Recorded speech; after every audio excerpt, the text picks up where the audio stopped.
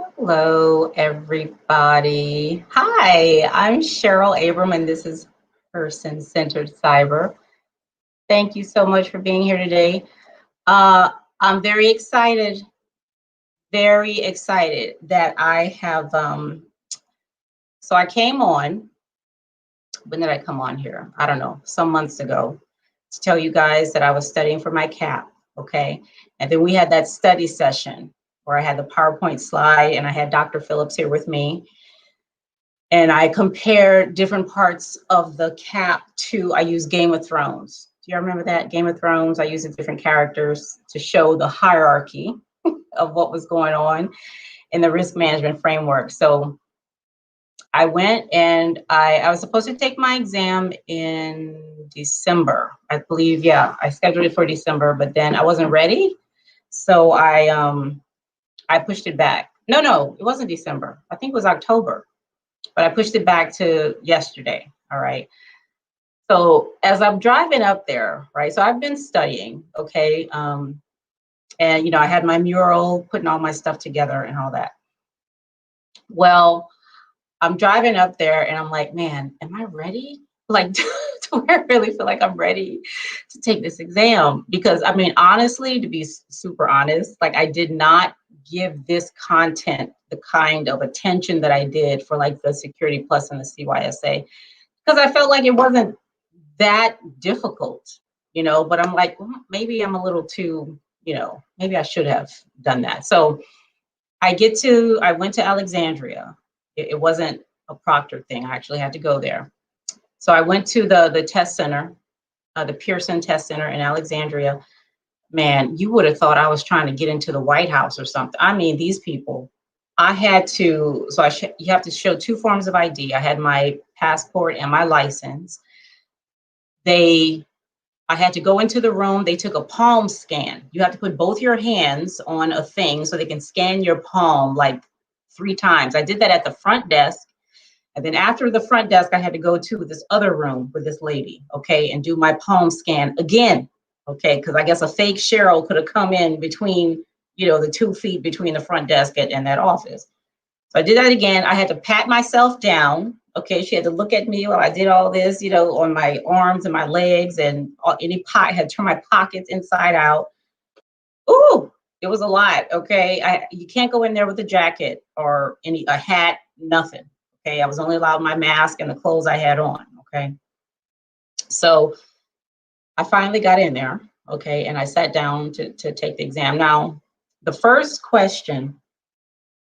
The first question, I don't remember what it was, but I remember saying I should have studied more. Just right off the bat, I'm like, I should have studied more because this is not going to be pretty. So, so like halfway through, I really felt like I wasn't doing very well. Okay, so I said, well, let me just, you know, get through it. At least I'll know what the questions are here, and then I can go home and, like, you know, do what I should have done before and just, you know, study. So normally when I take a test, they give you 3 hours. You get 180 minutes to take this test. Okay, take the exam. That's 3 hours, right? Yeah.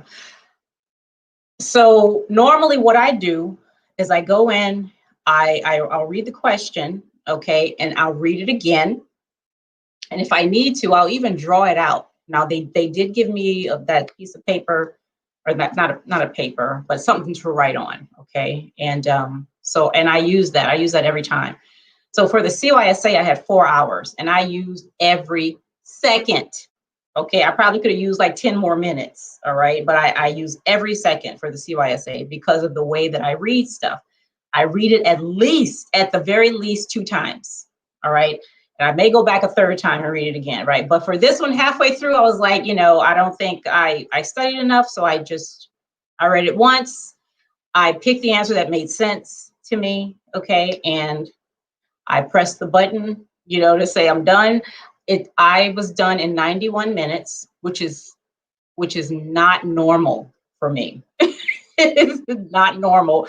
If you give me 3 hours to take an exam, I'm taking 3 hours, okay? But so I, you know, pressed the exit. I went to the office where she did my palm again. Listen, I don't know how, some kind of way, I guess, but I had to do another palm scan when I came out.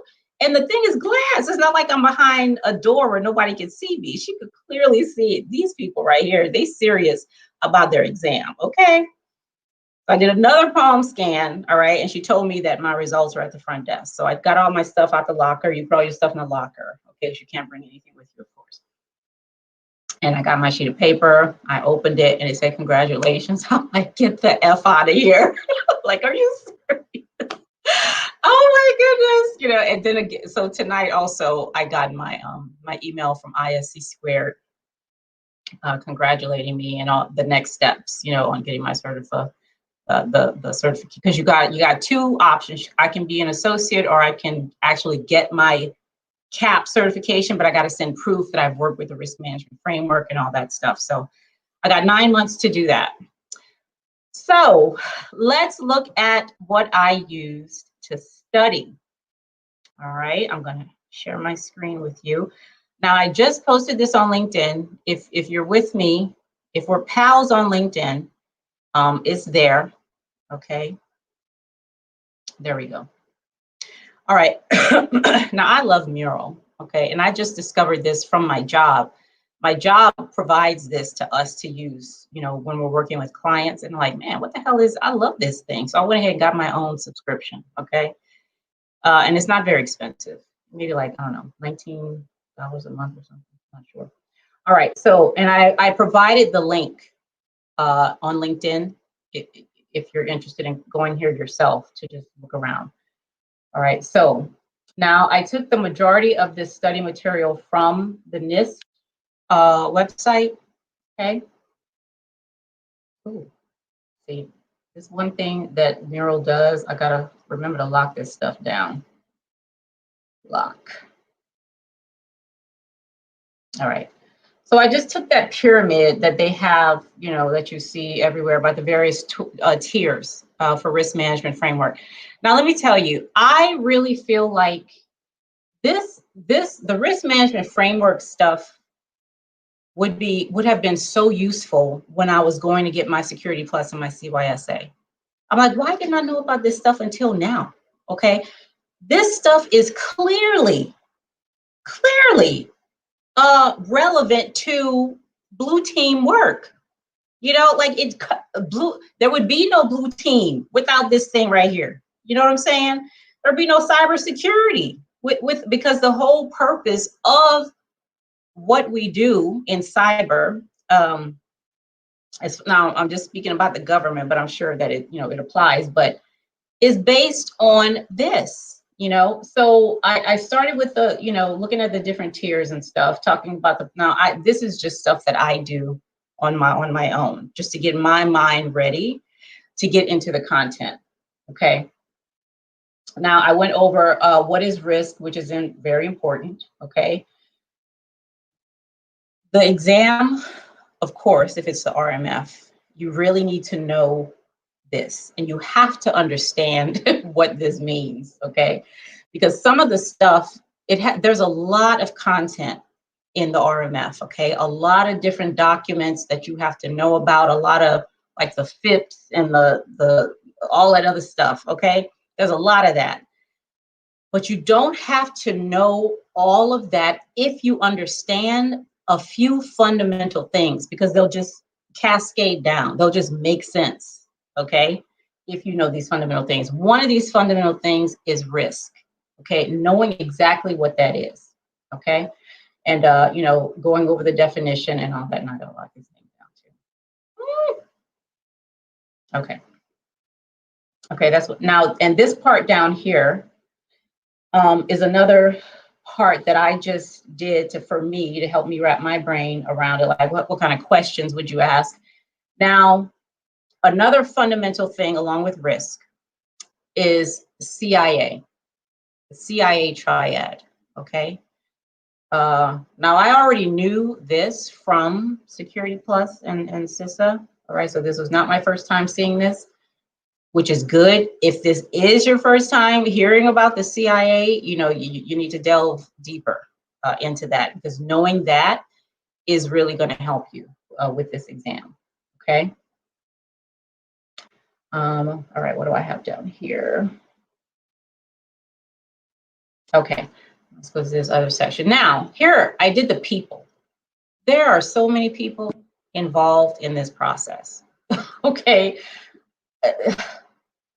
You know, there's a lot of people involved in RMF, all right? But one thing that I did was, when I don't have the wheel on here, the 7 steps for RMF. I don't know why. I should have had it on here, but when you look at those 7 steps, okay, in the CAP to perform in, you know, the risk management, 2 things stood out.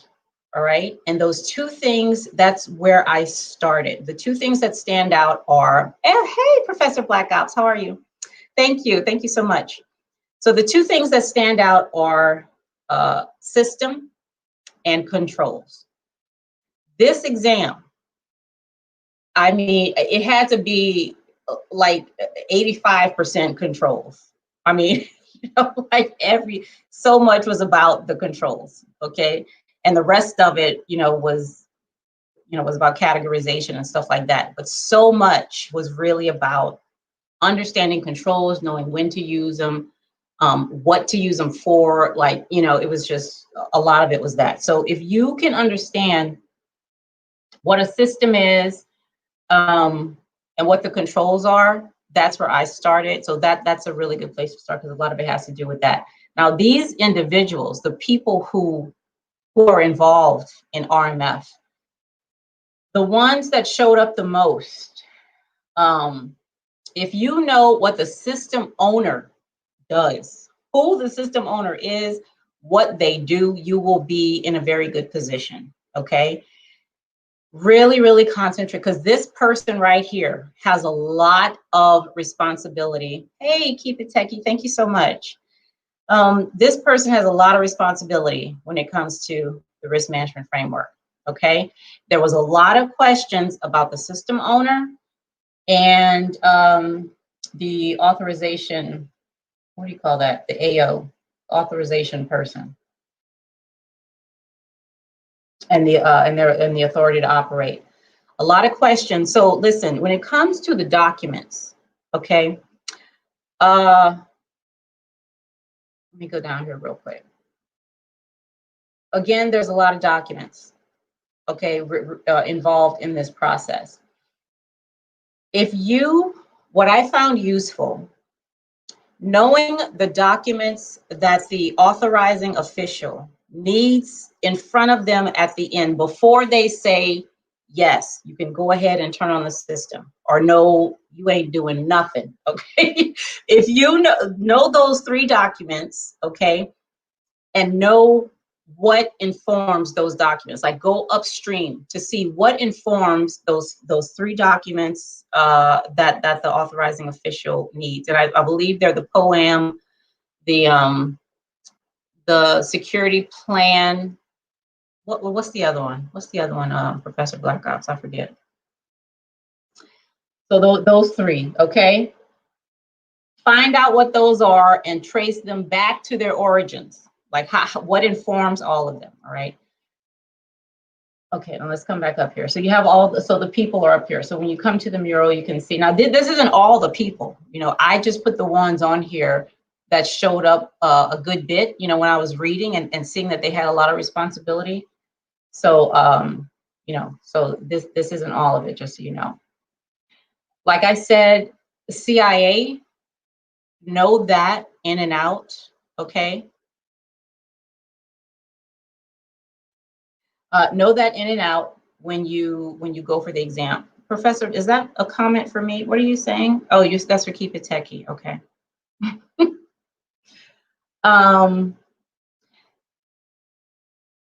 Here it is again, types of impact and risk. You're gonna get a lot of questions. I'll say so there were 125 questions total, right? And you got 180 minutes to answer those questions. Of those questions, I don't know, maybe like 5 or 6 were related to you needing to talk about what the impact level was. So they gave you like a short scenario, okay, and said, okay, this system is high in this area, low in this area, and confidentiality is not applicable or something. So they'll give you like 3 of those, okay, and you have to decide what the impact level would be for those, all right? So really understanding what these are and when they're together, you know, what would the final categorization be? All right, so make sure you study and you understand that as well. Now, what I think would be useful when it comes to the impact level, because I'm not sure what people who just do risk management do, like what they take. I took this course because I want to do risk management, but I love the cyber stuff, you know, that I do as well. So that those things are going to have to come together some kind of way.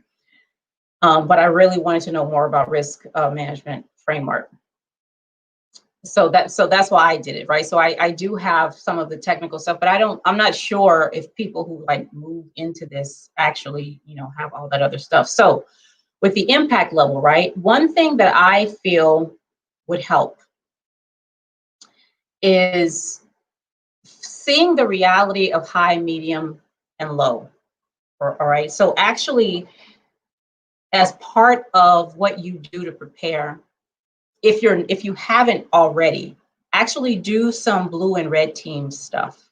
You know, actually see, you know, do some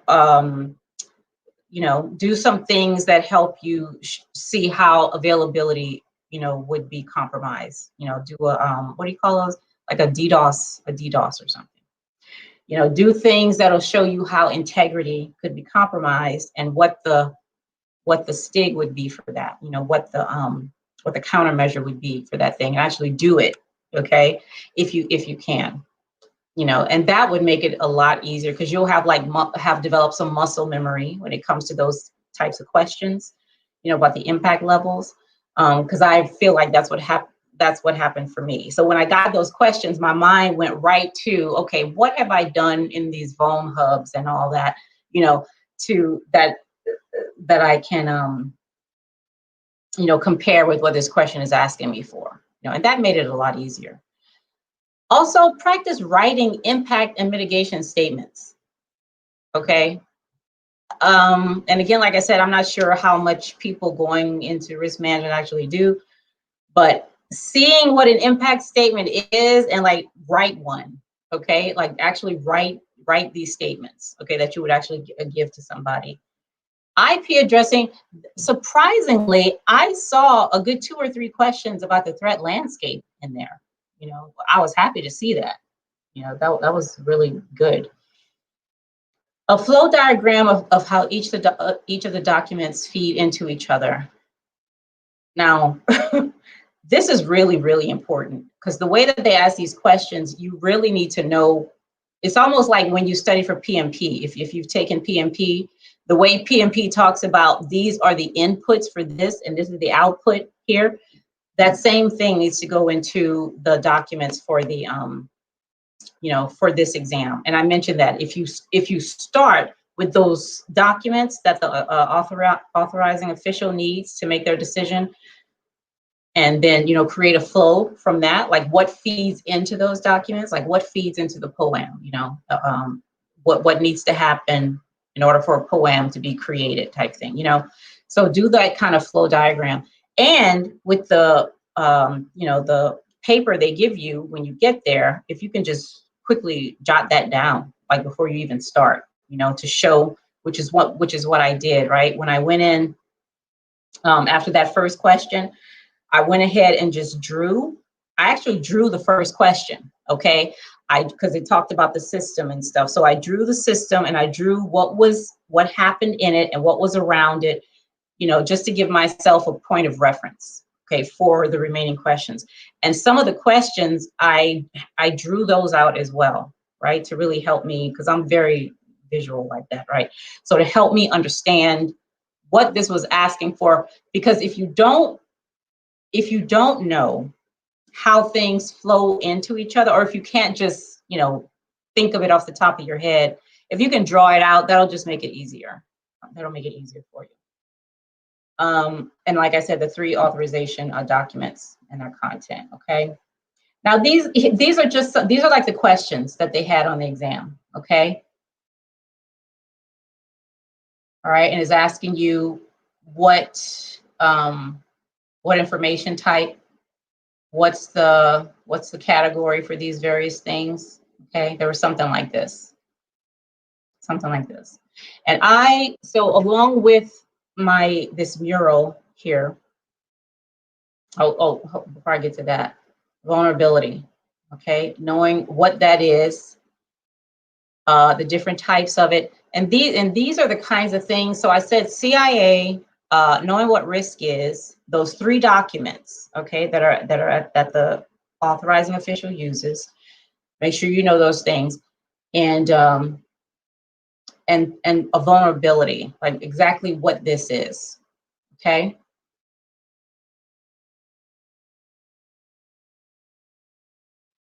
All right, now these questions, these are the questions that so when you go to the mural, just zoom in, and you can, I don't know if I set it so that you can move stuff around. I'll have to see it again, but these are, when I answered the questions, I went ahead and I put stickies on them, okay, to show me which ones I wanted to go back to.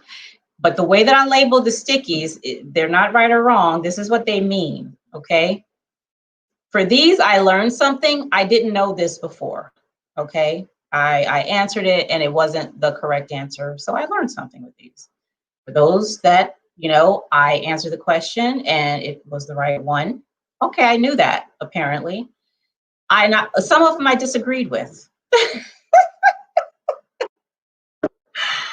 Okay, I disagreed with some of these questions. So now you have to know, at least this is the way I operate, okay?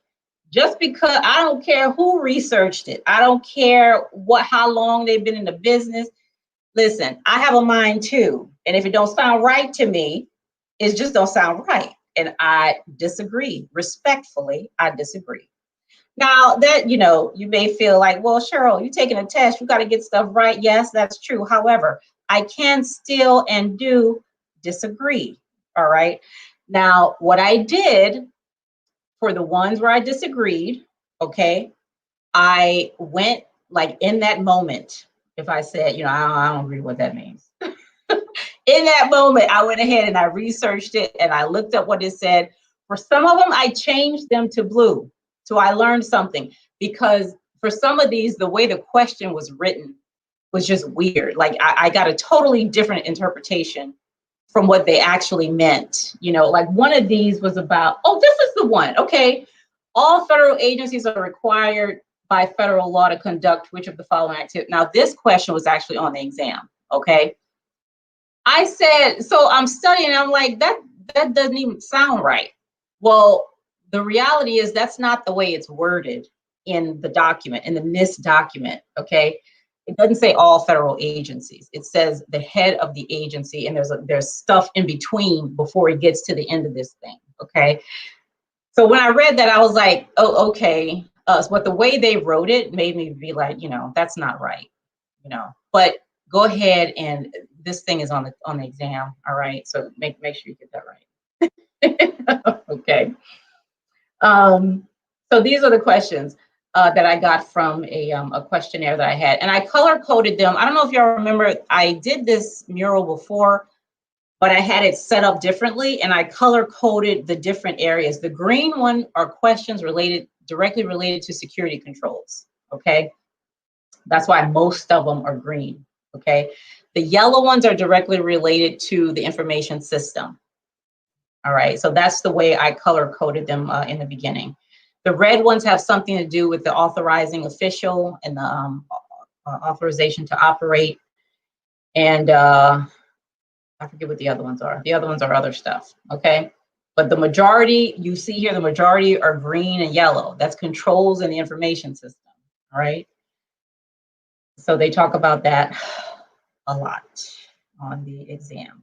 And this other stuff is, you know, extra information that was useful actually. Okay. Now, what I see after doing this, after doing the risk management stuff and, you know, the exam and all that, then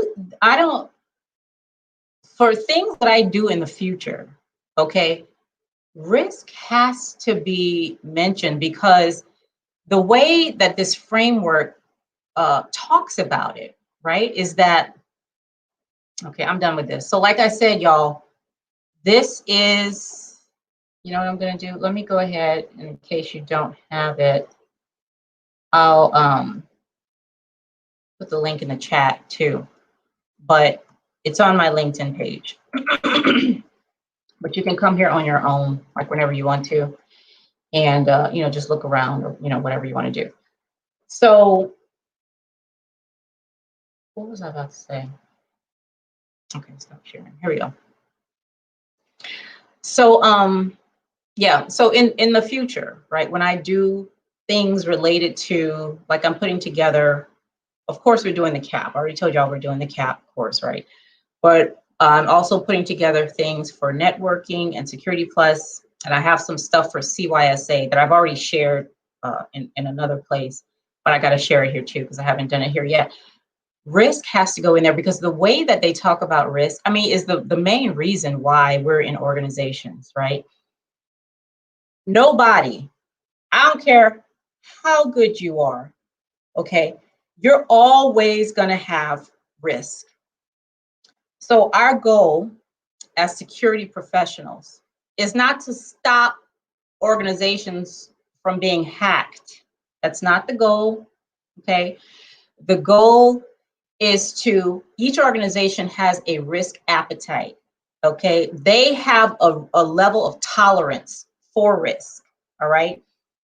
Our job is to help them stay within that level of tolerance, okay? So they're saying, all right, I am willing to take this much risk, you know, because my mission is such and such, or, you know, I'm not willing to take that risk, you know, to do whatever, all right? So we got to find out what that is. What is this organization's risk appetite? Like, what are they willing to tolerate, okay? Because that informs what we do, okay? At least it should inform what we do. Which means, you know, we have to know about what's the threat landscape like, you know, what are the vulnerabilities, what's the likelihood that these will be exploited? I mean, it's a whole story that comes before a firewall goes up, you know? I mean, there's a lot that we need to know. Now, what I don't know is who on the RMF, I don't know how, and I need to find this out, how, like who actually puts on the controls, right? I'm not sure about that. I don't know who does that. You know, is it I mean, in real life, I'm not talking about on paper. In real life, who actually does this, right? Who puts these, and what are they allowed to know, or what do they know? You know, I'm not sure. I have a lot of questions. All right. Yeah, so what else did I have here? Oh, a lot of questions were repeated too, you know? So I started to notice, I'm like, I just had this question. Of course they do it as, you know, they word it a different way, but I'm like, that's the exact same question that I just had, okay? So one thing that I did for in the beginning, where there were questions that I really wasn't very sure, or I would like write notes just for that thing. Like you can flag the question. You don't have to answer it right then and there. You can flag it to go back. Okay, I didn't flag anything though. I just answered it. But for those, like I wrote notes like, okay, this sounds weird, or I'm not sure what that is. And many of those things, you know, you would see them again. Okay, so if you feel like you have time to do that, the controls are put on by the IT team, signed off by the system owner. The IT teams. Okay. So who is that? I mean, is that like what qualifications do the IT people Like, do they have, what are their qualifications? They have to have cybersecurity certifications or something? RMF is used by the oversight agency, IRS, HIPAA, etc., to tell the level of the system. Okay. So what I'm going to do is when I get back to work, I just found out Monday's a holiday. That's cool. So when I get back to work on Tuesday, I've already told my job that I want to participate because I'm in the policy area, right? But I told them that I want to participate in the RMF stuff they got going on. And where I am, listen. I'm sure they wouldn't say no to some assistance with RMF. And I'm very interested in it. Like I love risk. So before I got here, before I got to cyber, I was, so I'm currently a member of a firm, which is the Association for Federal Enterprise Risk Management, okay? I think they just started that organization like 3 years ago or something, anyway.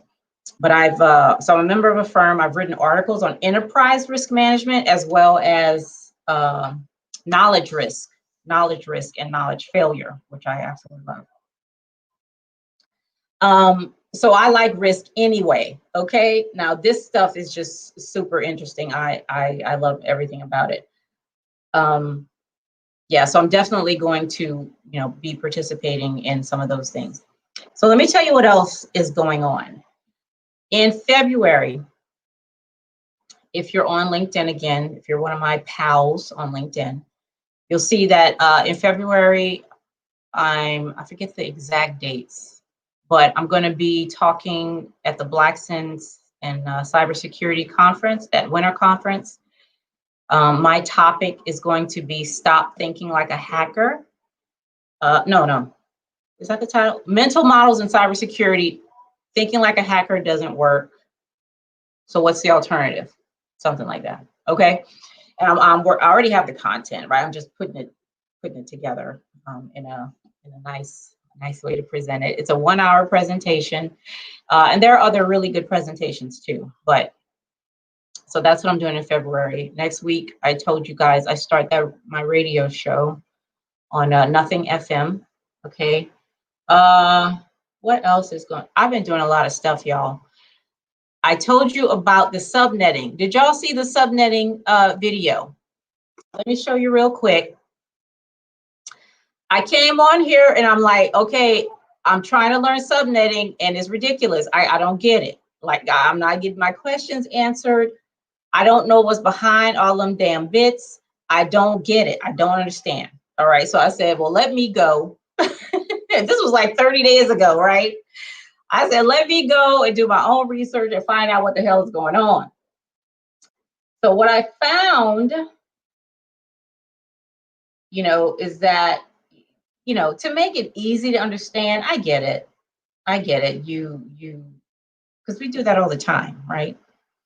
We do it all the time to make things easy to understand.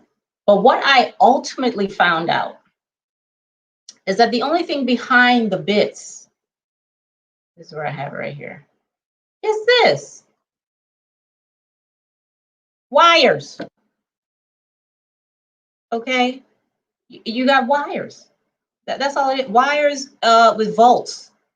Okay? A certain volt. And when the volts reach a certain level, I forget what it is, but that's in here somewhere too, then the bit is true or it's on. Okay? Or the wire is true or on. That's what the 1 is. Okay? In the binary. And the 0 is a wire, okay, that does not have the level of voltage that it needs to be on, okay? And this bus, anywhere you see a bus, they talking about wires, okay? Here you go, data bus, address bus, control, all them buses, okay? And that's it. Like, it's not difficult. And that's all I was asking. All I wanted to know was, okay, you're you're subnetting, okay, you're supernetting, you're borrowing bits. What the hell are you borrowing? Like, what is that? You know, what's behind? There are no ones and zeros in running around, you know, being cut in half, you know, to subnet and all that. That's not a, so what is happening? I could not get an answer. You know, I just couldn't. I'm like, something got to be going on back there, you know. So of course I had to go into like electrical engineering and all that, you know, to find the answers to some of this stuff. Some of the stuff I went to seventh grade science, you know. You know, it had to remember, oh, I remember that stuff, you know, like this stuff right here, kinetic and potential energy, right? I had to go into that and all that. But that's pretty much what's going on, you know. So, and for the IP, now I found some interesting stuff for the IP address, right? Like this right here. So I'm just perusing around, you know, believing, you know, IP is the internet, what the hell is it? The IPv4 Internet Protocol version 4. And I'm like, wait a second. I was on an electrical engineer. I was like, wait, V is volt, P is power. Like, is that what that means too? You know, which makes sense, right? Because you know, it's about the address space. And this was interesting too. Address space as infrastructure. Okay. Because with Verizon, so Verizon has 10 states as of now, okay, that they have cider blocks for.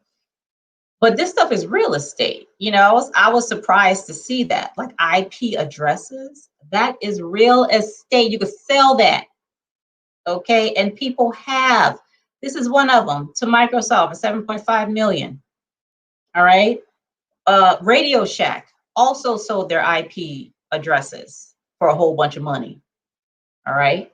Address space. Okay. It's like real estate, you know?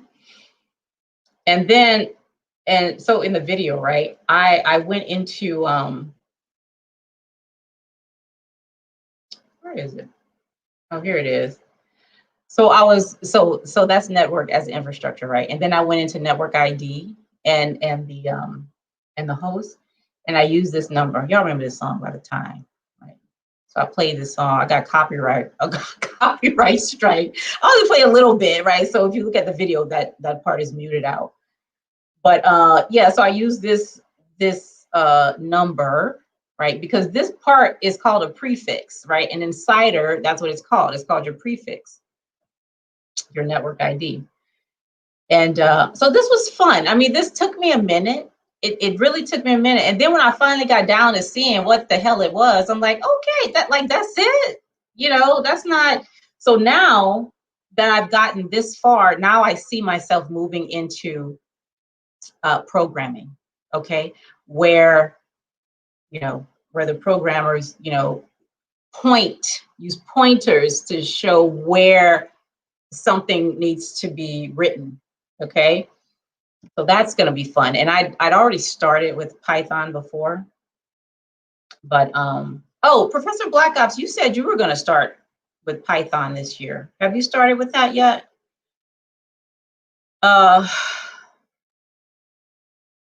Yeah, so I'm going to start with programming now.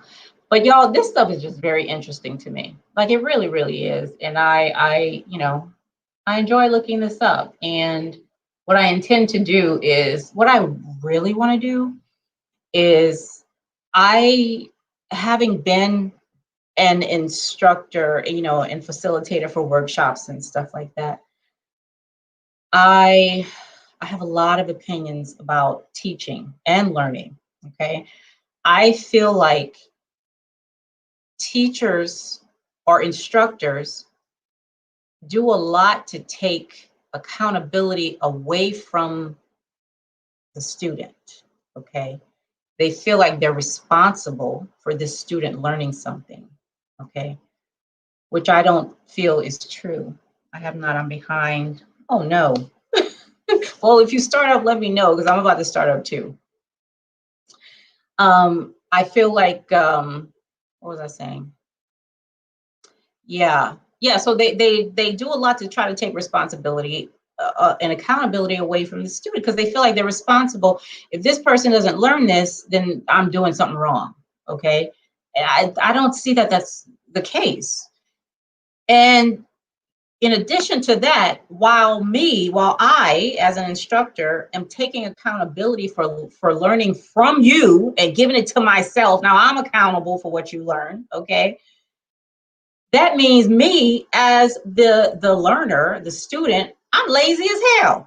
Because if I don't learn this, whose fault is it? Yours, because your materials was garbage, because you weren't engaging me, because your PowerPoints were trash, you know? So I barely have any responsibility at all for learning, because it's your responsibility. You the teacher, you know what I'm saying? That's just so backwards, you know? So I feel like on both sides, like we as instructors and teachers, we have to realize what I learn as a student, first of all, is none of your business. Okay, I'm gonna learn what I want to learn. You have no control over that, none. And I'm responsible. I am responsible for my own learning. If I don't feel I'm getting what I need from a class or an online course or whatever, I can't. What I look like sitting back, complaining about what somebody else prepared. I get my ass out there and find some shit and learn it if I really want to learn it. That's my responsibility. Okay. And I feel like, as an instructor, there is no way in the world I can take credit for you learning, okay? That's like, if for those of you who have children or little sisters and brothers, whatever, some kids that you've seen learn to walk. When a baby is starting to walk, okay, and they get up on stuff and, they hold on to the furniture and, and they take their first step and then their second or whatever, you're so excited, right? But do you pat yourself on the back for that? Do you pat yourself on the back when the baby gets up and starts walking? No, you don't do that. You're proud of the baby, okay? Because he or she, they're doing that under their own volition. They're doing it under their own power and ability and all, right? I didn't pat myself on the back when my kids started walking. I applauded them. You're doing great. You're doing such a good job. That's the same thing that happens in learning. Why would I pat myself on the back, for something you learn? You are doing that under your own volition. You're using your own mind, your own attention, you're absorbing information or not, whatever, that's on you.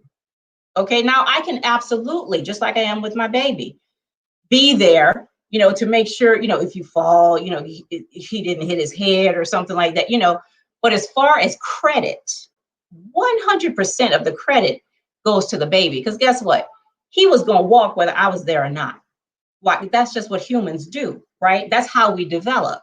That's what we do. It's natural. Learning is natural. Okay, I do that on my own. I don't need anybody. I don't need an instructor. I don't need a teacher.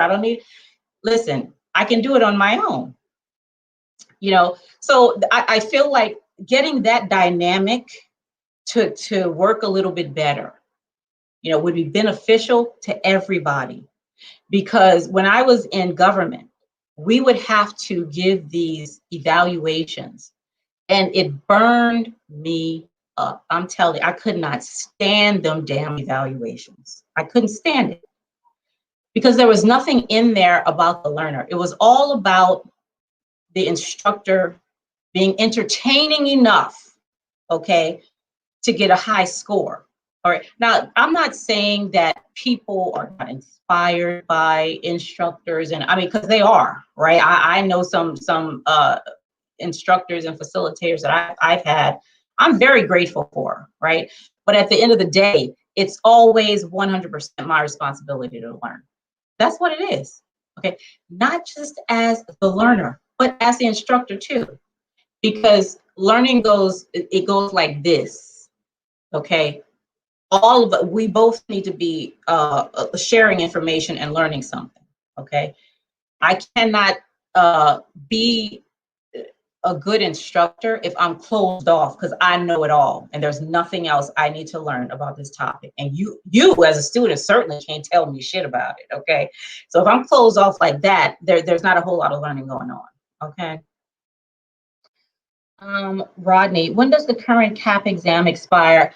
I believe it expires this year. I don't know the month exactly, maybe October or something. I think ISC2 has it on their website. But it does expire, and I read about that too. I was like, I didn't know that, you know, before I scheduled my exam. I didn't know that it was going to expire. But I mean, compared to other exams I've taken, it was not hard. Like if you've taken the Security Plus or the COISA, it was nothing like that for sure. Okay. So I don't know what they intend to do. I know, so I went to the boot camp.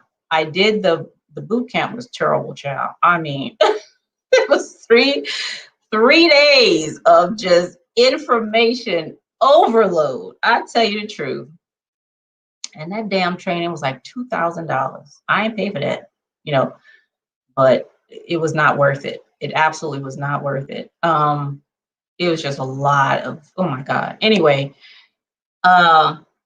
I know in the boot camp, they had the old version of the RMF, like they didn't have that the middle, the prepare stage. They didn't have that in the thing. And some other stuff was not the same as it is right now. So they definitely need to update it. Okay, so I'm sure they're gonna update it. But I'm not sure what else they're gonna put in there. I don't know. But the training that we're making, okay, we're putting technical stuff in there. Because right now they don't have, it's all about paperwork, okay? But we're actually putting technical stuff in there because we want there to be opportunity to get a more well-rounded understanding of the CAP. Are you taking the CAP, Rodney? Are you planning on taking it? Person-centered, I tell my students they earn the grade. Absolutely, Professor Black Ops. Absolutely. And I think that, so having them see, because I tell my boys that all the time, you know, how they, you know, they are absolutely, whatever they get, if it's an A or an F, you earned it. Okay, you earned it. And if you don't like what you got, you know, then do something about it, because you have the power to do something about it, you know. And there was this one thing, I wanted to make sure I get the updated materials. So you're going to wait till the end of the year to take it then? Because so the updated materials are the RMF, the risk management framework. Just go to the NIST website and look at the risk management stuff, because that's what they use. That's all they do. They go to the risk management, they pull it off this website and put it in their materials. That's because that's what it is. So you have the updated materials already. Whatever's on the NIST website is what they use. Yeah, but on a scale of like 1 to 10, with 10 being the hardest test I ever took in my life, I think this exam, the CAP exam, is like a 4. I'd say like a 4. And I'd put maybe the CYSA as like a 7. And for me, even Security Plus is, you know, I guess lower than CYSA. That thing was like a 9 for me, because I can't. It was just, ooh, it was a lot. It was a lot. It was a lot. But yeah, so I mean, I'm not saying, you know, yeah. So just if you do your studying and you get those fundamental things down, you know, like the CIA and, you know, the other stuff I talked about, if you really have a good understanding of that, everything else just makes sense, you know. Yeah, it just makes sense. Like, it can't be anything other than, you know, the risk assessment document. You know, it has to be that one, because that's the only one that makes sense, type thing, you know. Yeah, so if you go ahead and do those things, that'll be okay. All right. Is anybody else in here? Do you have any questions about the CAP? The CAP exam. Now I have to decide because I have to read the qualifications that ISC2 sent me, but I have worked with risk management, but I don't know if I'll meet their threshold to actually get the cert. I may have to get the associate. I don't know. I have to read through that stuff, but I have 9 months. They give me 9 months to turn in all my paperwork and to do what I want to do with that. All right. Okay. So I think that's all I have for you guys. Unless y'all have something else. But Professor Black Ops, I see you've been making a lot of videos. That's awesome. And good stuff too. I went to, what video did I go to for you? I went to the one that you did, the Panera Bread, because I was trying to find out what that tool was that you used. Because I was thinking about using that in a cybersecurity scavenger hunt. Have y'all participated in a scavenger hunt before? Cybersecurity scavenger hunt? Because I'm putting one together in lieu of the escape room, because all the stuff is going to be virtual. And I'm trying to think of some really good, oh, you're welcome, Rodney. I'm trying to think of some really good problems for that scavenger hunt. I have a couple, like hexadecimal and stuff like that. Having people figure out how to use those tools. He is the role model. Keep it techie. You are on it. I'm telling you. I look at your videos and I feel so lazy. I feel lazy as hell looking at all the stuff you do. Hey, girl, you need to get up and do something. I'm telling you. I mean, you are interviews and just good content, all kinds of stuff. You're making this a bit. This is your business, okay? This is business, all right? This ain't no hobby. It's awesome though. Like, it's great. And I saw that you were on what is his name? Dewan? Is that how you say that? Dwayne? Listen, you ain't the only one. Professor Blackouts, I can't keep up either. I really can't. I really cannot. I can't. Keep it techie, got that energy. Can you lead me there? I'm sorry, Rodney. What are you talking about?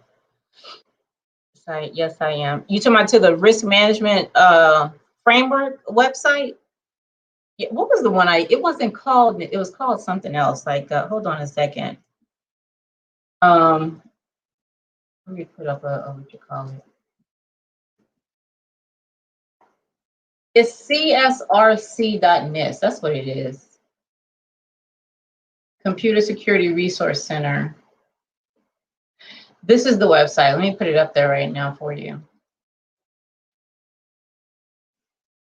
This is the one that I primarily used to study and to put, some content on the board and stuff. And it has the picture of the framework and the documents that go with each part.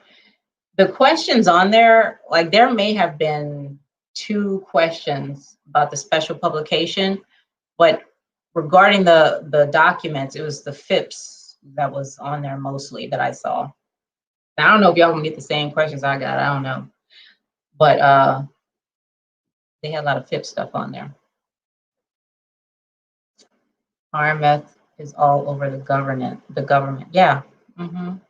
And Professor, I'm in Navy, and they have a whole, like, they call their people something different. They don't call them what they call them in here. So I'm like, who the hell is that? And like, what do they do? Yeah, so once you get to your organization, wherever you're going, you probably will hear different titles for these people. Okay, because that's what I'm hearing. Yeah, and they had FIPS 199 was in there as well. That was in there too. They also had a lot of questions about the monitoring. The monitoring, yeah, they had a lot of questions about that. That last step, the monitor step. Yep. So the monitor, the categorize, you got to get into that categorize step. They have that a lot. Not much about prepare. They didn't have a lot about leadership. You know, they had maybe two, definitely one. They may have had another one. Why aren't these linked? That's weird. Yeah, but this was a good resource because this stuff went into it really, really nicely. But like I said, it's a lot of stuff. Like it really, really is. So if you get those fundamental things, you should be okay. You should be just fine. DOD for 11 years. Yep. So what I'm wondering is, the Space Force have the RMF? What the Space Force got? If I take CAP exam, do I need a referral? No, I don't need a referral. You need money to pay for it. I think it's like $500 or something like that for the CAP. I wouldn't waste, well, I ain't gonna say that. You can waste your money if you want to. But I had my training at InfoSec Institute, okay? And like I said, I got the discount because I work for an organization that gets a discount. My discount for the 3-day boot camp was like $2,300. The discount, okay, for somebody to talk at me for 8 hours for 3 days, okay. If you're using your own money, it depends on how you like to learn best, but just going to this website and looking at various YouTube videos. So Convo Courses is one of the people that I looked at for risk management framework. And I like Bruce. His name is Bruce, because he does it now, like every day, just like Professor Black Ops does, right? And he talks about like the different scenarios. I was at this organization, this is how we did this, and this is the document, all that stuff, right? He talks about that stuff. Would you recommend Security Plus training? Some of them I saw are expensive. If you're asking if I would recommend Security Plus before the CAP, some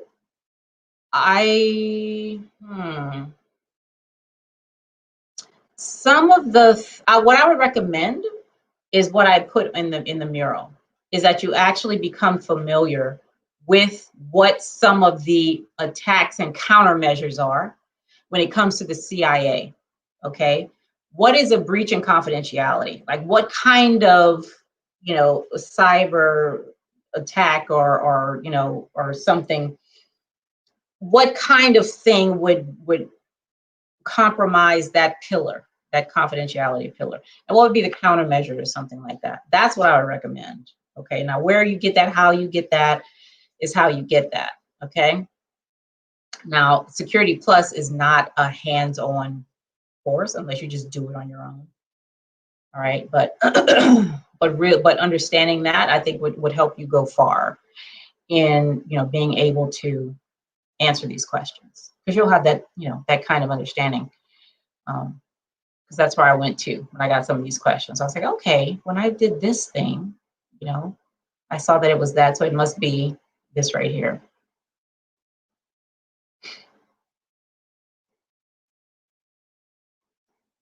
Okay. Did you use Professor Messer? No, I never went to Professor Messer. I did not. Does he talk about RMF? I think he talks about Security Plus. I didn't use him though. The only thing I used was this website. And like I said, I went to Convo Courses was the one. And then like other, just type in risk management framework in YouTube. And Professor Black Ops, he has a lot of experience with risk management frameworks. I would ask him questions. Like when I came online to do the studying, Professor Black Ops was here answering my questions. So It was very much, you know, not, I didn't pay for anything. Like I said, my job paid for that other thing. Otherwise, I'd never would. And I'm glad they did, because I'd have felt, you know, I'd have felt real bad if I'd have spent all that money on that InfoSec Institute. Okay, I felt real bad. Keep your $2,000, okay? $3,000, because I got the discount. You got to pay $3,000 if you go with them. Let me stop. I'm trying to take the people's business away, but anyway, yeah. So that's what I did. It was very informal. It depends on how you like to learn, though. I like to go to different places. I ask a lot of questions, so you know, I do a lot of my learning on my own. Okay, and sometimes, you know, I will get something like for Security Plus. I use Jason Dion just because I like the way he explains things, you know, and I don't have to, you know, go too far to understand what he's saying. Plus, when he talks about just what, listen, this is on the exam. I ain't talking about nothing else. This is what it is. Okay, if it's not, this is what's on the Security Plus. So if I wanted to learn anything else, I had to go somewhere else, you know, about that thing, because he's very much, you know, this is what's on the exam. This is all I'm talking about.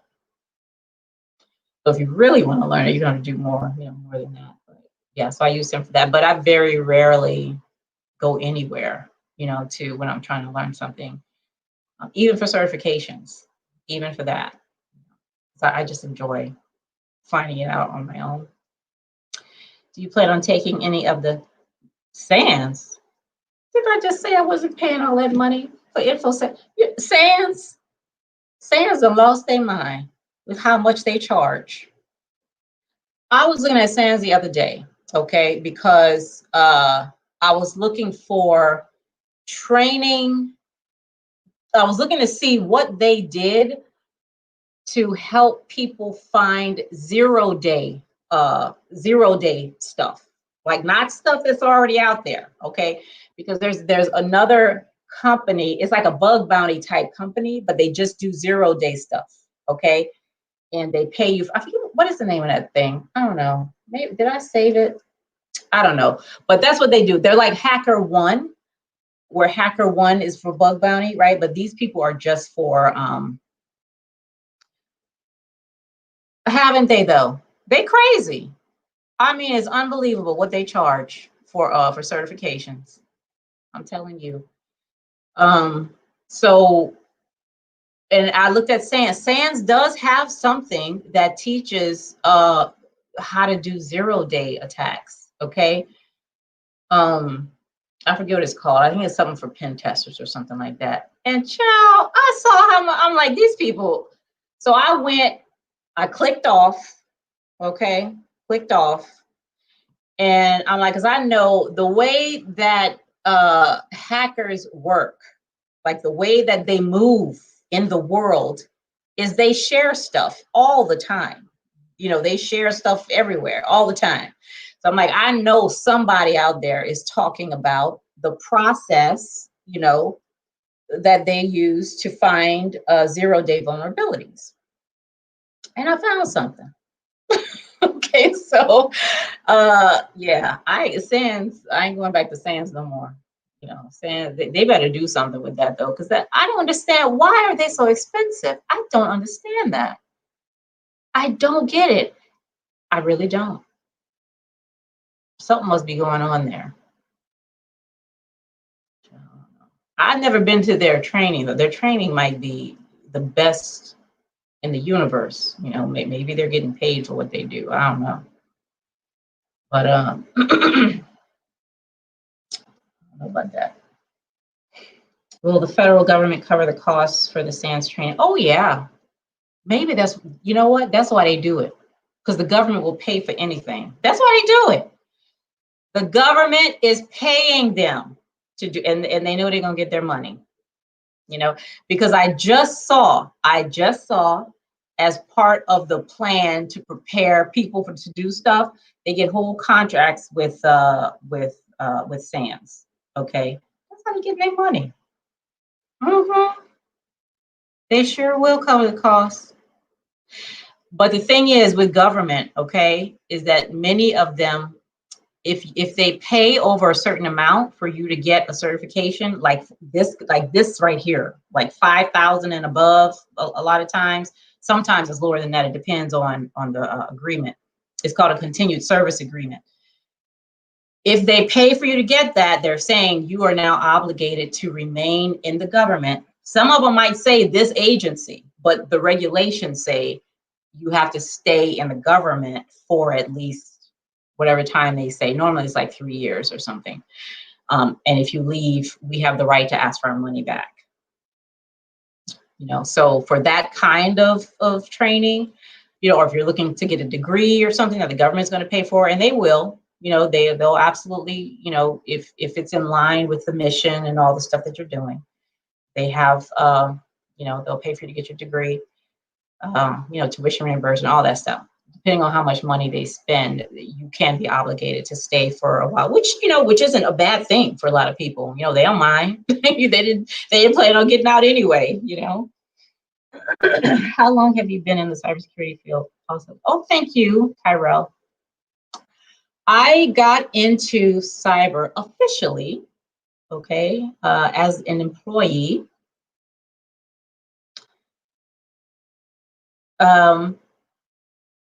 Not as long as 10 years. Professor Black Ops, he's a veteran. He's a veteran here. I'm a newbie. I'm like a fetus compared to Professor Black Ops. Okay, I ain't even walking yet. Okay, so I started my cybersecurity job in May of last year. All right, and I'm in policy, and I do a little consulting where I am with Booz Allen.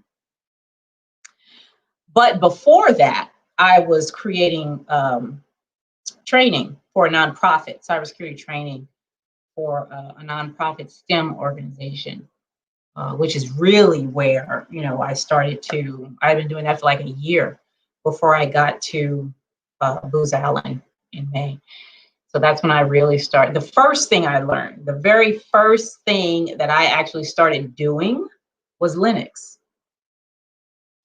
And I was fascinated. I was like, first of all, what the hell am I supposed to do on this black screen? You know, like what am I supposed to do? And it don't take regular words. I can't just start typing, you know, hi, you know, can I do whatever? No. You got to learn a whole other thing. And I heard of that continued service agreement. And what entry-level certs would you recommend? Entry-level certs, well, it depends on what you want to do. Do you know what you want to do? Because what you can do, what a friend of mine does is he'll have you go to like Indeed or something, or some other place where you can find jobs, Monster or whatever.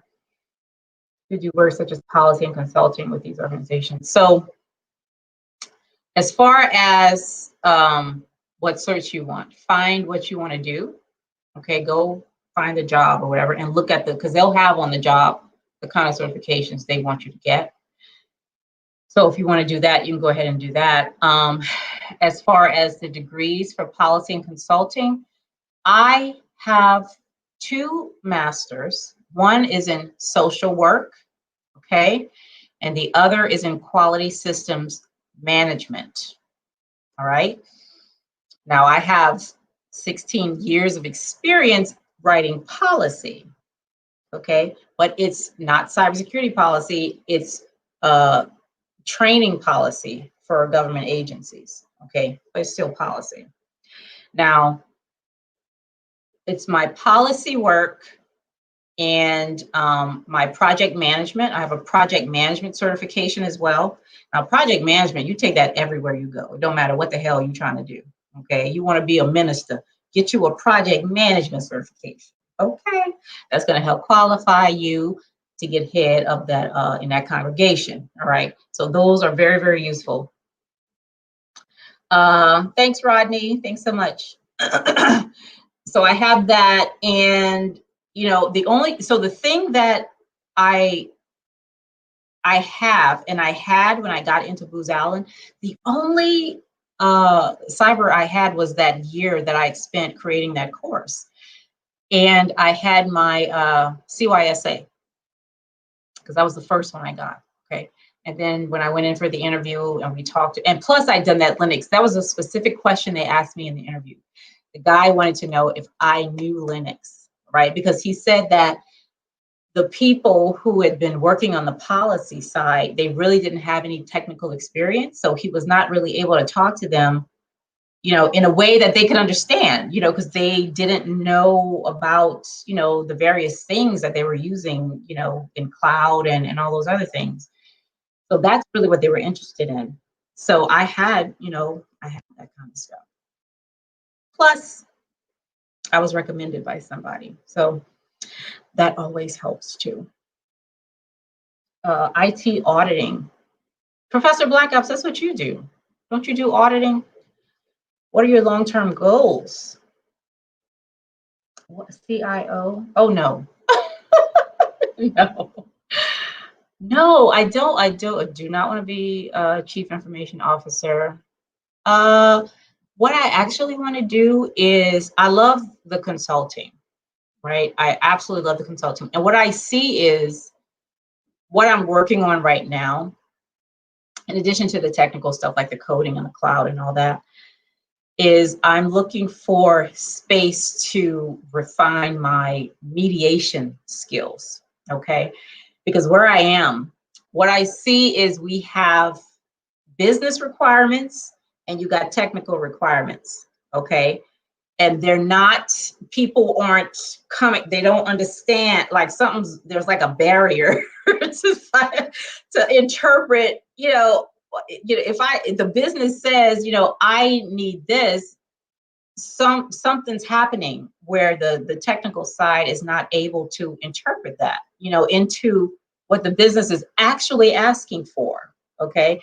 So I really want to refine the skills, that I need to facilitate those kinds of conversations and have people harmonize, and come together, to know, okay, yes, that's what I was asking for. That's what I wanted, and have the technical side really be able to interpret, ask the right questions, first of all, okay, and be able to give them what they're asking for.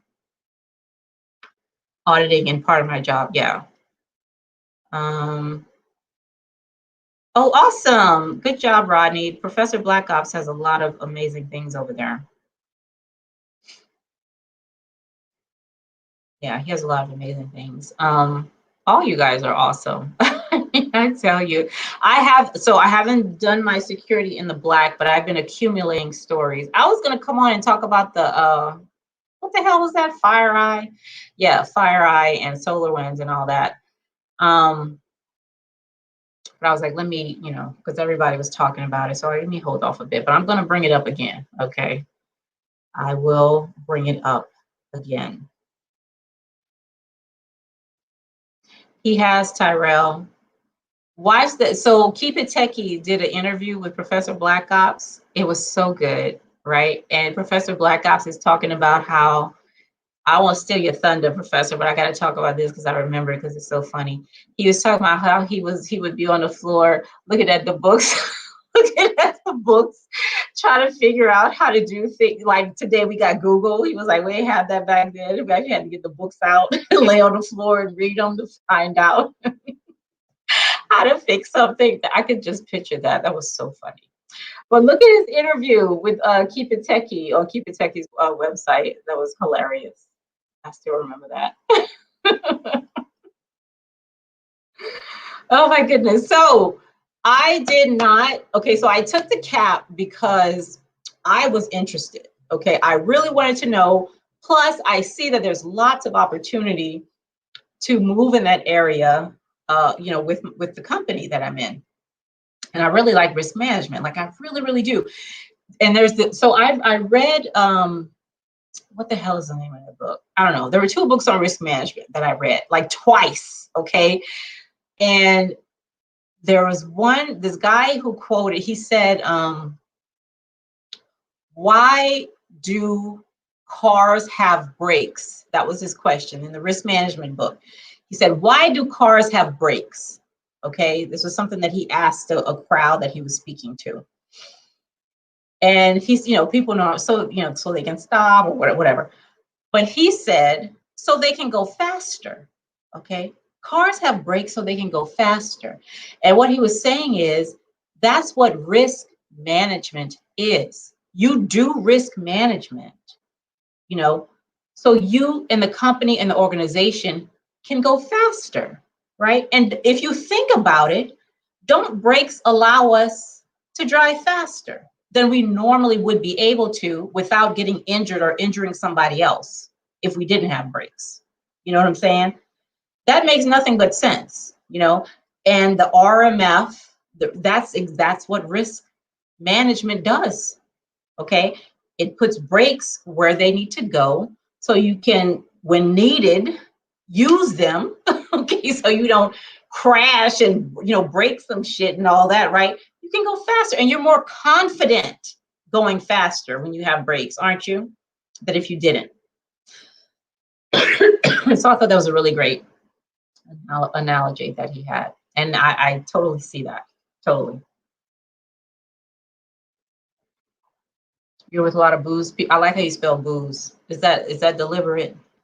Were they drinking a lot? A lot of booze people on the IRS auditing process. Booze is everywhere. So, Fire Red 2326. Security Plus. Now let me tell you, Security Plus for me was harder than the cybersecurity analyst exam. Now let me tell you why. I love analysis. I gets into it. Oh, okay. I get into it. I love just making connections and thinking about things, trying to think about it in a different way. I love that. Okay. So the CYSA, the CISA was fun. It was fun for me. I loved it. I took the whole 4 hours that I had to take it. Was it 4? I think it was 4 hours. Every second I took to take it, and I loved every minute of it. The Security Plus, okay, the Security Plus gives you is it 1 minute per question? Maybe it's less than a minute per question. I was scared. I was I was frustrated. It was terrible. It was hard for me because Security Plus is a lot of memorization. For me, it was a lot of it because there's so much. If you look at, so I use Jason Dion for both.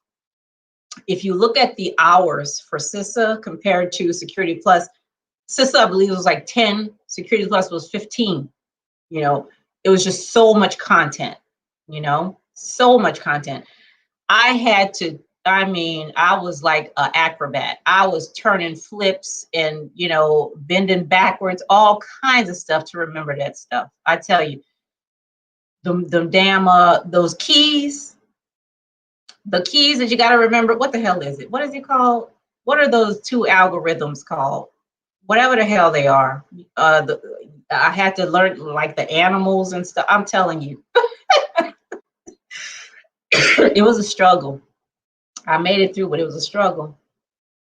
It was. I got real frustrated. So for me, that's a long answer. For me, Security Plus was hard. For other people, I'm sure it'd be, you know, that was just me.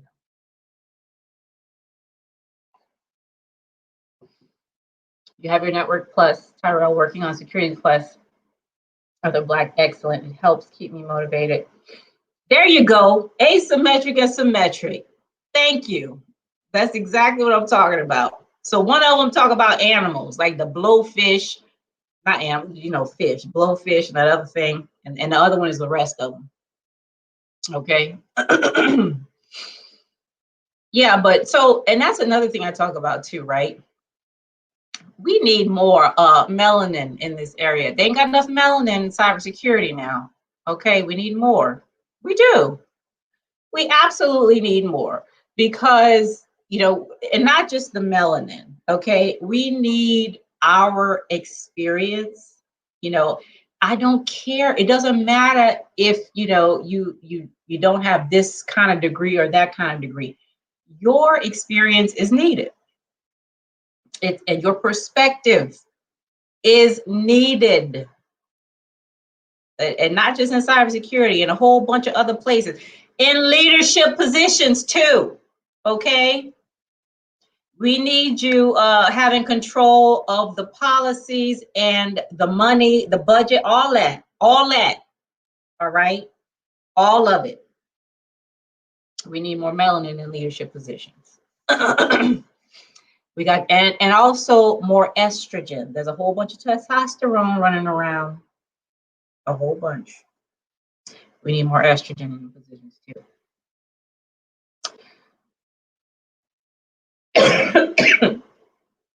Absolutely, Professor Black Ops. Absolutely. So I post a lot of the stuff that I do to study on my LinkedIn. So if you're not on my LinkedIn, after you subscribe to this channel, go ahead and connect with me on LinkedIn. And if you're not on LinkedIn, get your behind on LinkedIn, okay? Because that's very important. That's the reason why I got my first cybersecurity position so quickly was because of networking. Absolutely, 100%. That contributed a lot, you know, to me being able to get this position so quickly. And I say so quickly because I retired from the government like 6 months before I got my position, you know. So you know, get on there and go ahead and connect with me, okay? So I can share other stuff with you. I have a lot of content. I got a lot of stuff, and there's a lot of things coming up as well. This CAP course that we're creating is going to be phenomenal. I'm telling you, absolutely phenomenal. So that's one. Plus, I have another one where I'm using interest-based. Now, I talked about interest-based, you know, learning. So the one I have for the CAP, right? It's real. It's a real scenario, okay? It's about this lady. So the company that you're going to be working for, that you're going to be doing your RMF processes in, it's a company that sells sex toys, run by a woman. Now, this woman, you know, she's gone to, now every year they have a thing like in Silicon Valley or something, where you bring, like you get awards for the sex toys that you've made. Okay, now this isn't the porn thing. It's not that. It's a different kind of thing. But she went there, okay, and she won an award for the toy that she made. And I forget the name of it, but that thing is expensive as hell. It's like $500 or something. But it's only for women, okay? Or it's only for, I don't know, people who can use it, I guess. No. I don't know. And she got the award, but they took it away.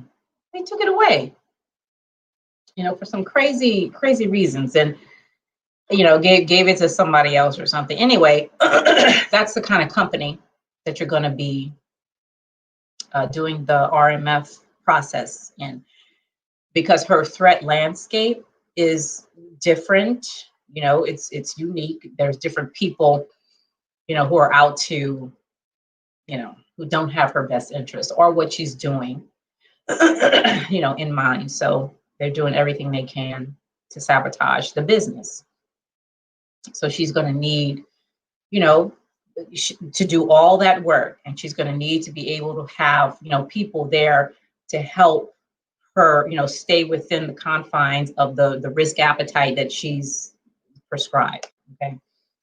So I want to make it fun. I want to make it interesting. I want to make it real, because this is a real, I mean, I'm not using the actual name of the company, but the scenario is a real scenario, you know, because we work for different companies, you know, we work for different companies, and they have different needs and different missions, and, you know, they have different threat, what do you call that? Not threat land, what do you call that thing? Attack surface, right? The attack surface is going to be different and all that. So you can't do everything, all the same things in every organization. Okay, you have to be, it has to be tailored to where you are and to what they do, what they can afford, what they're willing to do, what they don't want to do. I mean, all that, you know. Now, I don't think, I usually have a very few women in class, but when they are there, my females are super focused. Yeah, I mean, yes, that's good. I know nobody, no women, at least, let me say that, close to me, like in my family or even that, like extended, who had anything to do with IT or anything. And it's funny, right? Because you hear these people like who have been like grew up with a computer. You know, I've heard so many stories. You know, my dad brought home a computer when I was 4 years old, and I played on it and did this.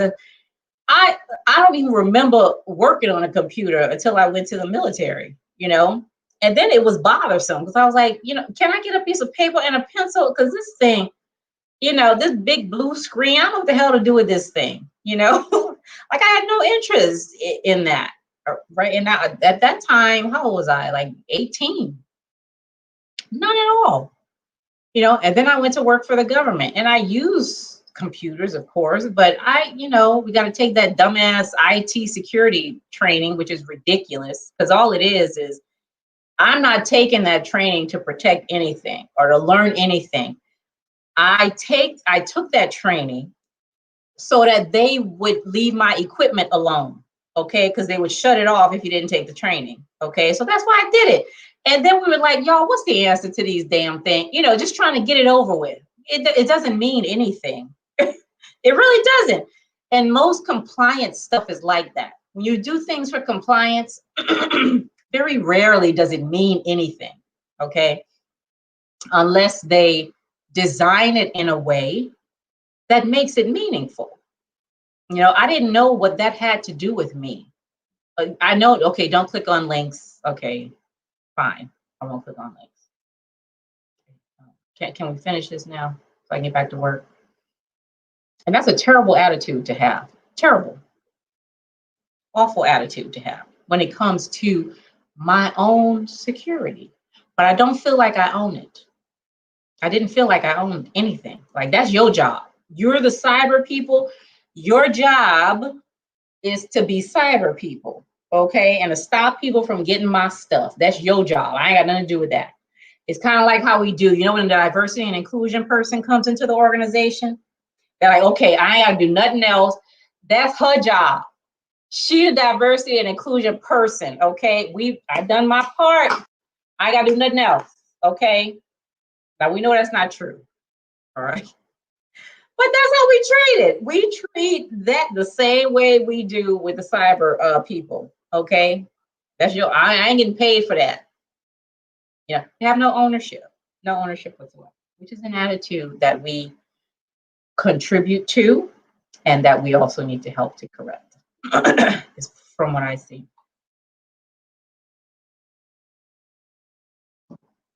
Y'all know that's how it is. And that burns me up too. When a diversity and inclusion person comes in and they feel like, okay, we good. We are good. We got one. We got one more, okay? And if she a veteran and a lesbian, that's better. We got 3 in 1, okay? 3 in 1. Child, these people, I tell you. That's how they be doing it, though. I couldn't stand that either.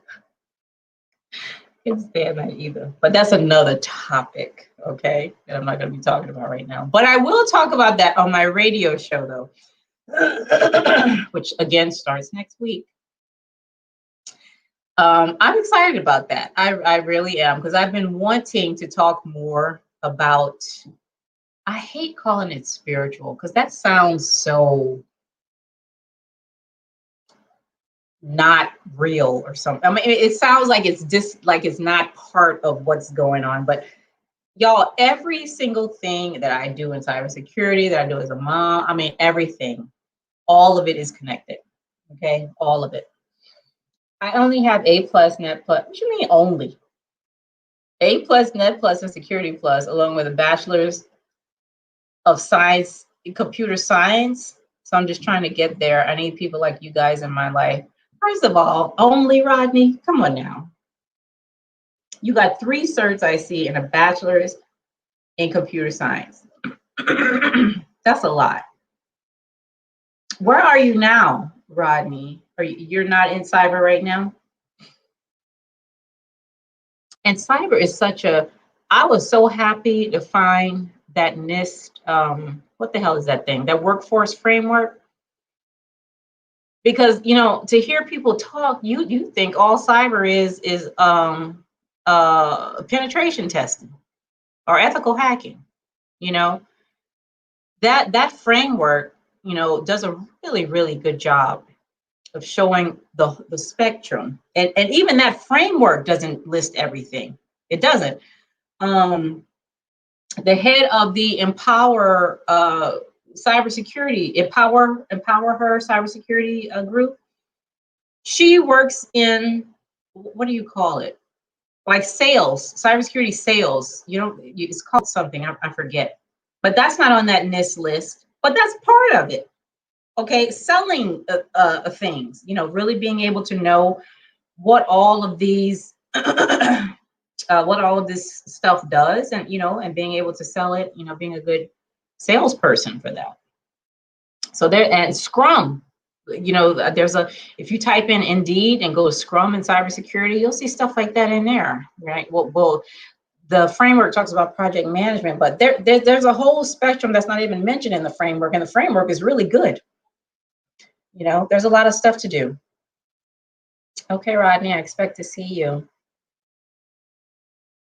Yes, and there's so much going on. All the Slack channels, child, I can't even tell you. I got Slack. Slack pops up every 5 minutes in my email. You know, I'm part of a, y'all remember that lady I was talking about who was talking about hacker rights? What is her name? This Doggy, I think her last name is. This Doggy, something like that.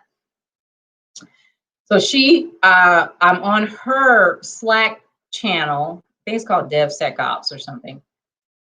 Just to see what they be talking about. Y'all know I don't agree with them hacker rights. I think that's the most ridiculous thing. But you know, I want to see what they're talking about on the Slack channel. So I'm on there. I'm on the Blacks in Cyber. If you're not part of Blacks in Cyber, be a part of Blacks in Cyber. Okay, they got a lot of stuff going on. I mean, there's so much out there.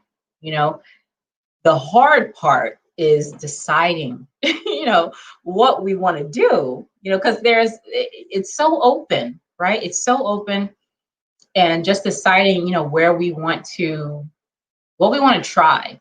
You know, eventually where we want to specialize, you know, if we want to do that. Maybe we want to be generalists and do, you know, a bunch of different things. You know, it just, there's so much going on. And there's room for different things. Pre-sales engineers, they're a little light on security. Yeah, that's what it's called, pre-sales engineers. You said they're a little light on security. What does that mean? They don't know a lot about, because one thing that I read though in the Professor Black Ops, because I looked for a job, because I'd never heard of that before until she said it in an interview. You know, and some of them asked for certs, but some of them did not. It was just like skill and sales. And I guess they'll just, I don't know, if you're a good seller, I guess you can just sell anything maybe. I'm not sure. I don't know. But there's also, oh, did I tell y'all I was applying for a part-time position with HackerU? And for a designer of their content. They don't know a lot about security. Okay, yeah. Yeah. I believe she mentioned that that's important to know, you know, and she does, you know a lot about security. But so I did a interview with HackerU. So first of all, I did not get the job. Okay, they did not give me the job. But what was strange, right, is the announcement. Even though it's for a designer, It didn't ask anything about knowing how to design, right? They only asked for experience in cybersecurity, like certain certifications and stuff, which was strange, you know, but yeah, I don't know. And then when I went on the interview, they interviewed me like I was an instructor, right? And I'm like, I'm not here to be an instructor. Like, you know, so I started off to tell them, okay, this is how because they gave me some content and it was like, you know, you're going to use this content and I was like, okay, so I'm redesigning it, okay, based on what I know. And like they didn't pay attention to it. It was more about how I would teach it. And I'm like, I'm not here for that. You know, I'm here to be a designer, not an instructor. It was just weird. It was just very weird. It was a good experience though. Like I was happy to have that experience, but it was just weird. And the job announcement was really weird. So something that I'm looking for that I really want to do, y'all, is to be, I want to not train trainers, but I want to consult with designers of cybersecurity courses, okay? Because I feel like in a lot of ways, we're doing a disservice when we push certification so much. I know we need, you know, the job asking for it. I need a job. You need a job. Get the damn thing and get the job. Okay, just do that, right? But when it comes to actually knowing what the hell is going on, right? And how I can leverage my skills to help this organization reach whatever their mission is. I got to know more than what I learned to pass the test. Like we know that, right? Most colleges suck at design of courses. I've seen that. Like I've seen I've seen it. I have. I have. Most recently, I've seen some Cisco courses. They weren't given by Cisco. They were given by somebody else, but they were for like CCNA stuff. Oh man, dude, I was like, man, that's terrible. Like that's what you're talking about. You really gonna tell them that? I'm like, oh my god. Okay. All right. But so that's what I want to do, right? I really want to, you know, just share some stuff with folks to you know, just have them put something. They don't have to use it, you know, put it in your toolbox, you know, maybe you can bring it out at some point. Or maybe you can spark some of your own ideas, possibly, you know, that's always a good thing. But how long I've been on this thing? 1 hour, 37 minutes. Y'all are so awesome. I don't know why I don't come on here more often, because you guys are great. You really are. So for those of you going for the CAP, good luck. Okay, it's not bad. It's not bad at all. If I can, like, and I swear to God, I'm telling you, I just knew halfway through, I'm like, let me get my ass through this thing, answer these damn questions, go back home and study. Okay. And, you know, I was surprised when I got my letter back. Okay. Because normally that's not the way I do business. I normally spend a lot of time reading stuff. But maybe that's telling me something, right? You know, just answer the damn question. What the hell are you reading 3 times for? Maybe I need to learn from that, right? Just go with your gut and answer the damn question, okay? You ain't got all night to wait for you. Yeah, so I'm happy about that. Plus, because I got the CAP because I wanted it, not because my job said, you know, you got to get this to do. No, like it was just part of my development plan to learn, you know, more about risk management and to go for the certification, you know. So my next development plan that I'm working on right now, I'm feeling like, because the government, you know this, Professor Black Ops, the government uses a lot of cloud. I mean, cloud, everywhere you turn, you got cloud, okay? And I don't feel like from a policy perspective, I want to know more. so that I can be, more of, provide better,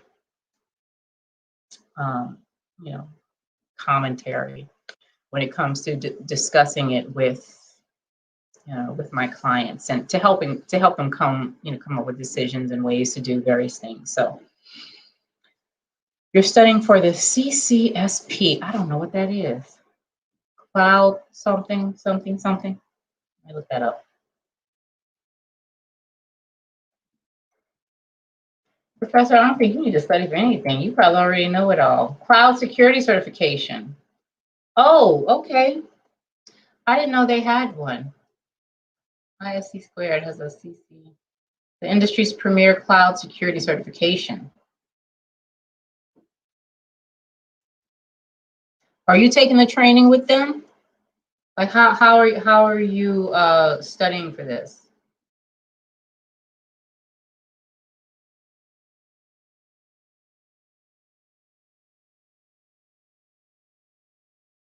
See, I hate how ISC2 make you go through all these hoops to find shit out. Why they can't just put prices on the damn a website? You gotta fill things out and push buttons and press the. I mean, it's ridiculous.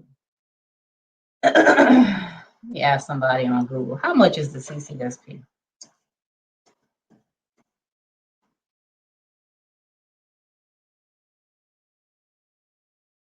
Oh, $5.99. Okay, that's not bad. InfoSec Institute, they're offering training. Albany, Georgia.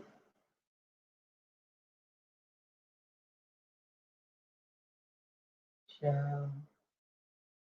But you know what though, while I'm talking bad about InfoSec Institute, they're what, so I had the boot camp, right? But they allow you, maybe it's for like 60 days or something, 30 or 60 days.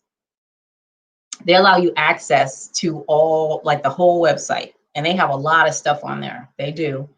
They got a lot of stuff on the website. And I believe if I would have failed the exam, I believe they would have paid for me to take it again. Okay, I think that came with the price. I'm almost certain that came with the price. So, okay, InfoSec Institute. Okay, I the boot camp was, left a lot to be desired, but you do get a lot more, with that boot camp. So let me go ahead and say that. Okay. Now I did give them some really good feedback about that boot camp. Nobody got back with me though, so I said, here's my number. They didn't call, so I don't know what's up with that. Y'all go to this website. It's called Holistic Security. All right. This is the most unique aspect of cybersecurity that I have ever seen. Holistic Security, type that in, okay? I mean, it's amazing. It's on Creative Commons, okay? But these people, I think they're like in Sweden or something. Where they at? Germany, Berlin, Germany, okay? They got some good stuff on here. I'm telling you. And this is the kind of stuff I like really, really outside of the box, totally different than anything you've ever seen, okay? Holistic Security, go to that website and look at that. That is very, very good. Very, very good. I love the way they approach security and, having everybody involved. They talk about human rights, which I love. Y'all know I like to talk about human rights in cyber. Now, let me tell you about that, okay? When I was designing the course for the boys, we talked about the Hackers Manifesto, okay? We talked about how the goal, how the Microsoft guy, I forget his name, said, information wants to be free. They're like, it's the internet, networks, that's what network, you share information. And they're absolutely 100% right. That's what it's for, okay? Networks are about sharing, okay? That's what the hell it's about. And were it not for IP, the IP protocol, okay, that's all we would be doing. every computer would be connected to every other one, okay? Like that's the whole purpose of the network. Now, of course, with IP, when we add IP to the TCP, we now have the ability to create subnetworks. Okay, so I got my thing going on over here. You got your thing going on over there. And if we want to talk, we do that via routers, right? That's how that works. Okay. So we're going to we're together. We begin together. We begin as a whole pie. Now, because I want my business to be my business and yours to be yours, we're going to cut this pie and we're going to put routers in the front so that if we then want to communicate, we can do it that way. Okay. Yes. So you know, that's the IP part, right? Now, the idea of sharing, though, like that's always there.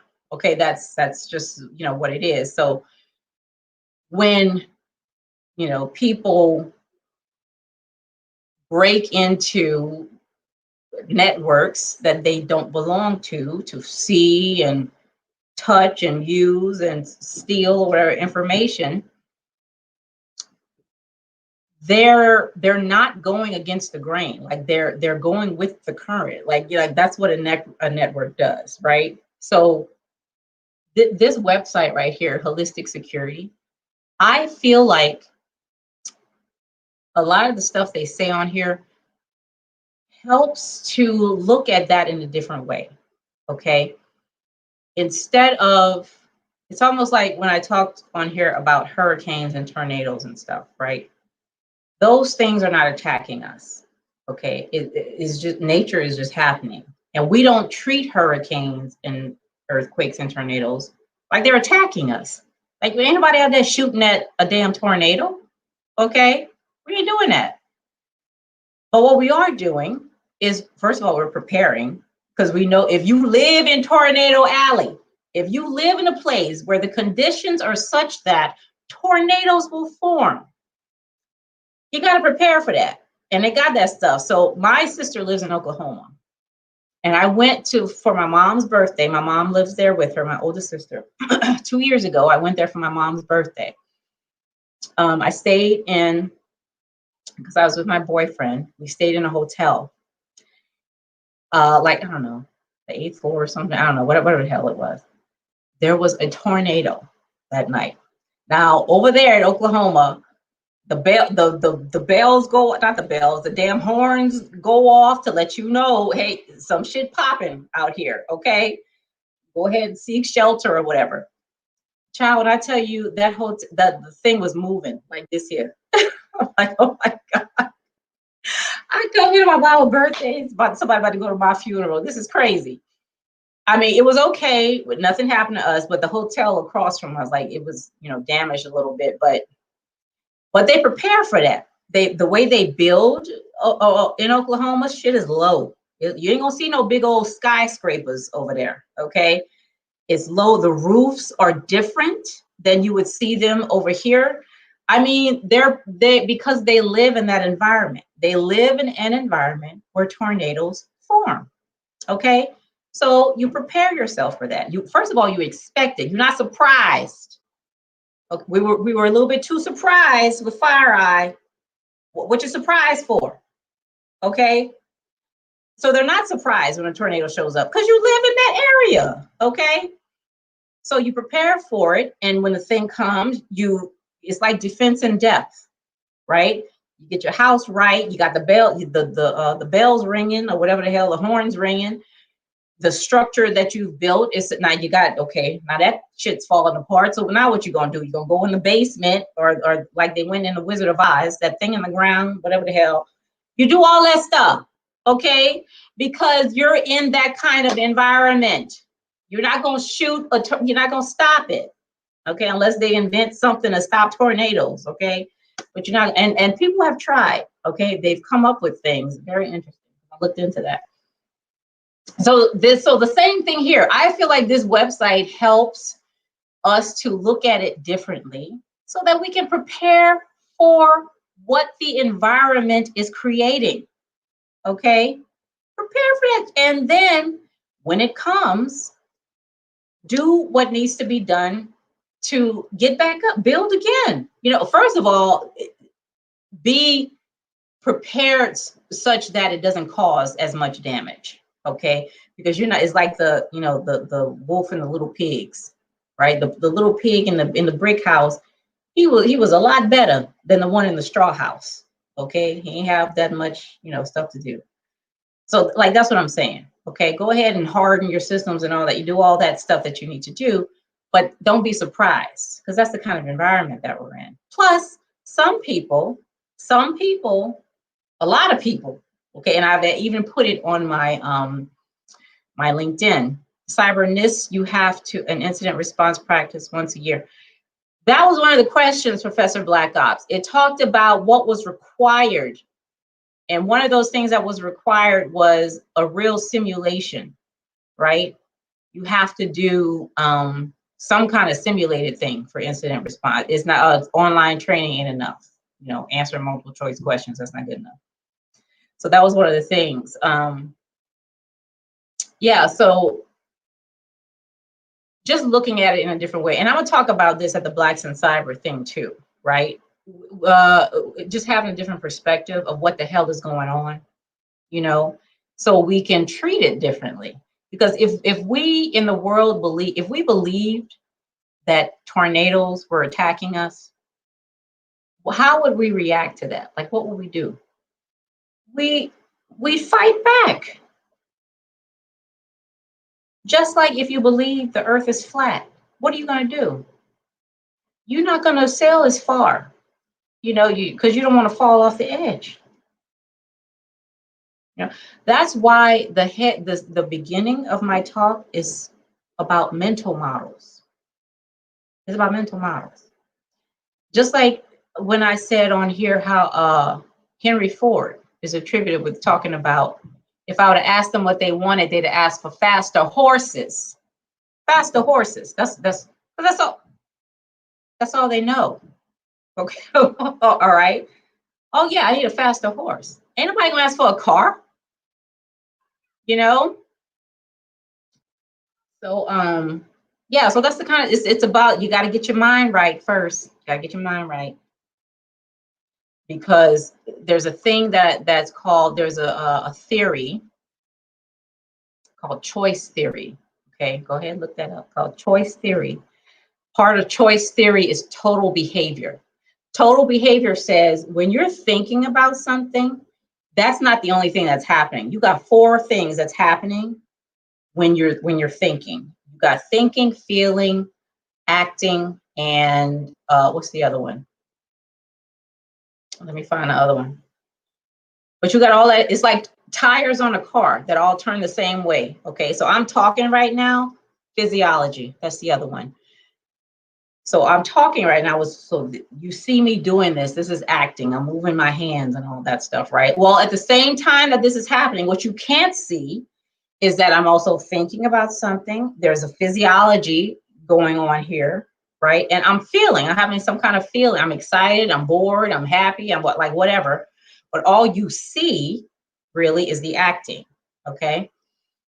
So when you think a certain way, when you think the earth is flat, all those other things have to align with that. What you do has to align with that. How you feel about certain things align with that. Now, this is according to the theory.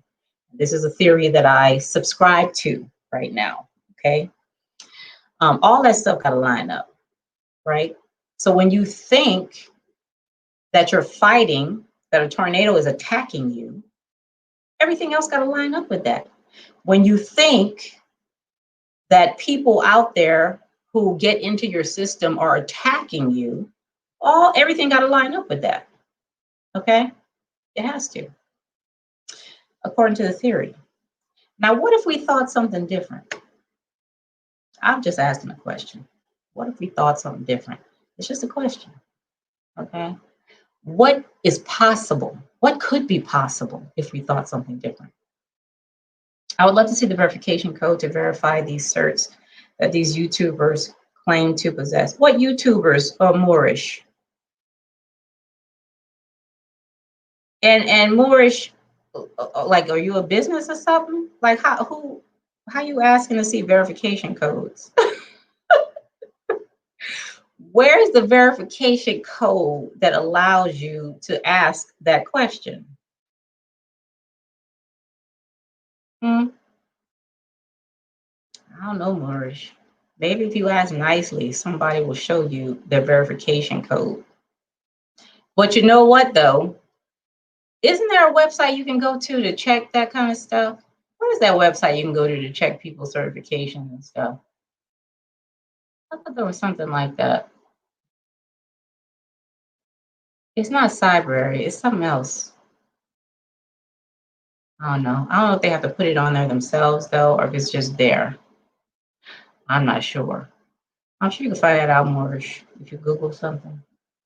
Is there a certain YouTuber you're interested in seeing their qualifications? And what is that going to do? I'm curious now, Moorish. So what is that going to do by seeing their certifications?